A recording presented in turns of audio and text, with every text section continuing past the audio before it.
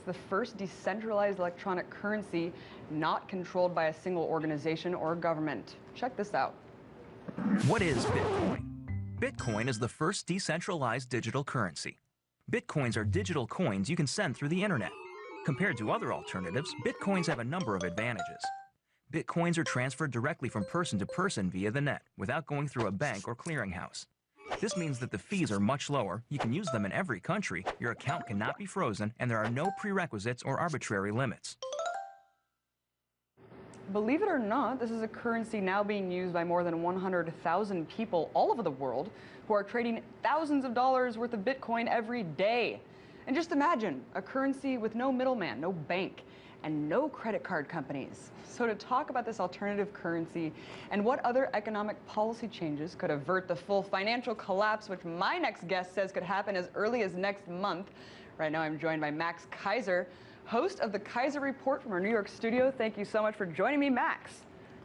Hi, Abby. It's great to be with you. Awesome. So let's talk about Bitcoin. I see that you've been talking about it quite a bit lately. I find it really fascinating, Max. Give us a sense, I mean, how efficient is this really? Is it really able to fix the economic problems we face?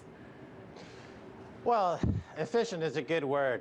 First of all, it's up 200% this year. So the Dow Jones is hitting an all-time new low against Bitcoin.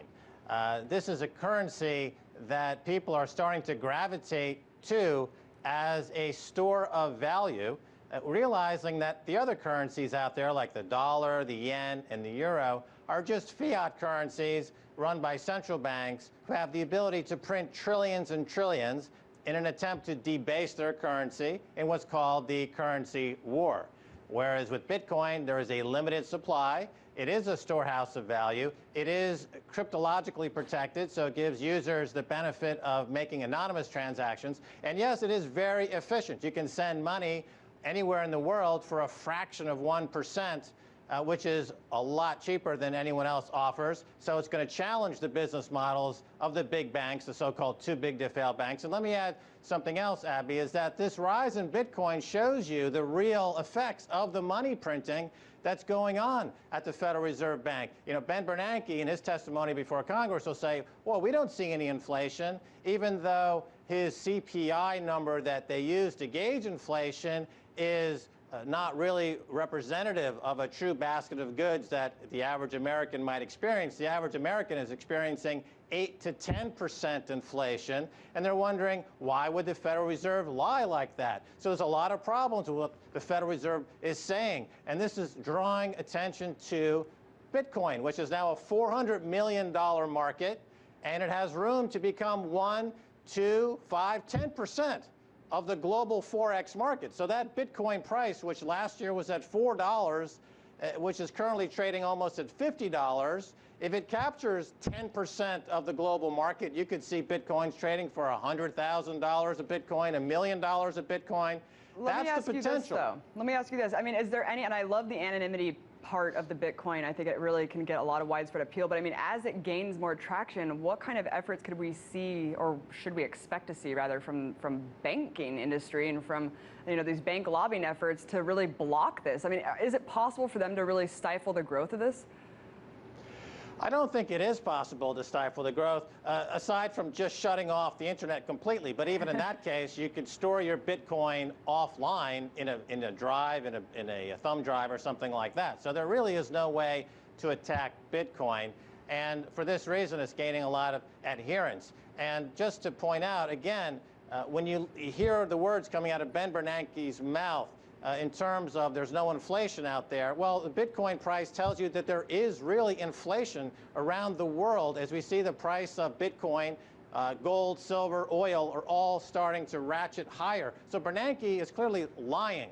And this is what's driving attention to something like Bitcoin, which is a true limited supply currency that has genuine attributes of a currency that is attracting now hundreds of millions and soon to be billions of dollars in interest. It makes so much sense, Max. It's hard for someone like me who's grown up in this debt-based currency on a total crash course. I mean, it's a completely unsustainable model, which you have actually come out and said, you know, this is going to fail soon. I mean, we're not too far away from a total financial collapse here with this unsustainability. Why are you so sure that this is going to happen so soon? Well, the Dow Jones, for example, hitting a new high. Well, the amount of debt backing the Dow Jones has hit a new high. So this is a rally based on margin or debt. The U.S. debt is at all-time high. The global debt is at all-time high. The global derivatives markets are at all-time highs. $600 trillion in derivatives around the world.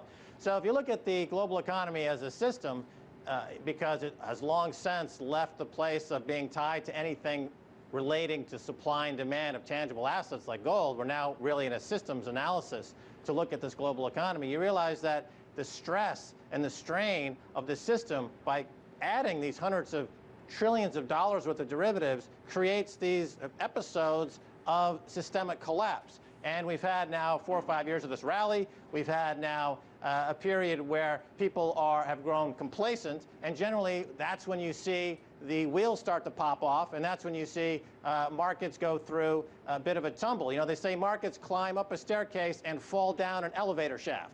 So this elevator shaft is about to open up, I think, pretty quickly here, and we're going to see another crash, and then people will say, oh, we never saw it coming, and they'll bail out the banks again, and the whole thing is repeated. But of course, we hear these buzzwords, Max, from the corporate media: sequestration, fiscal cliff. I mean, all these things are kind of preventing us from seeing the bigger picture, what you're talking about right now. And as you just said, you know, the Dow Jones reaching record high. Corporate America, CEOs making record profits while workers are making even lower wages. You just wrote a really great article that talks about how at this point corporate America could easily be paying $100 an hour for minimum wage. Talk about the concept of tying the minimum wage to the money supply. Well, this is something I've been trying to communicate to labor for a number of years. They keep trying to tie their wages to inflation, but the inflation number is cooked, it's bogus. It understates inflation by a huge factor. They need to look at money supply and say, we want wages tied to money supply. That's how bankers are paid. The bankers are paid based on the growth in money supply. The government increases money supply by trillions of dollars, and the bankers pay themselves as a percentage of the growth in money supply. So as long as there's a Federal Reserve increasing money supply, workers should demand equal participation in such a fakakta economy by tying their wages to money supply. And if they did this over the past 20 or 30 years, the minimum wage would be $100 an hour, $150 an hour. And you look at a company like Apple Computer, they've got $130, $140 billion in cash sitting there in the balance sheet. They could easily pay their workers $100 an hour and still be vastly profitable. So these companies have record amounts of cash. They have no idea what to do with all that cash. They end up recycling it into the bond market, creating a bond bubble. Why not just pay people? Why not just pay workers a wage that's tied to money supply growth? That's what I've been talking about. And I also sent you a story, Abby, about the Eric Holder's comments talking about banks and HSBC, basically re-emphasizing the point that these banks are now completely above the law. He believes that to prosecute banks would jeopardize the global economy. He's creating a two-tier justice system. Banks don't have to adhere to any laws. Everyone else has to somehow comply with the law. This is very problematic and troubling, Abby. So elaborate more. We have about 30 seconds left, but talk really quickly about what you're talking about, what scandal you're talking about. Well, HSBC, a big bank in the UK, was caught laundering close to $400 billion in Mexican drug cartel money and laundering money for terrorists. Their defense was, you can't prosecute us because if you did, you would jeopardize the global economy. They signed off on this in the UK, and Eric Holder has just signed off on this. He has also said now that that's correct. And this also came out with Lanny Breuer, who's Assistant District Attorney in Washington, D.C., who also came out during a documentary and reiterated the point that we can't prosecute banksters because if we did, we'd jeopardize the economy. So this is a remarkable turn of events. It essentially legalizes financial terrorism, what Paul Moore, whistleblower in the UK for HBOS, he said that these guys in the banking system are responsible now for a financial holocaust. Totally 100 million absurd people. Logic. Too big to fail, also too big for trial. Max Keiser from the Keiser Report. Awesome to have you on. Hope to have you on again soon. Sure, Abby.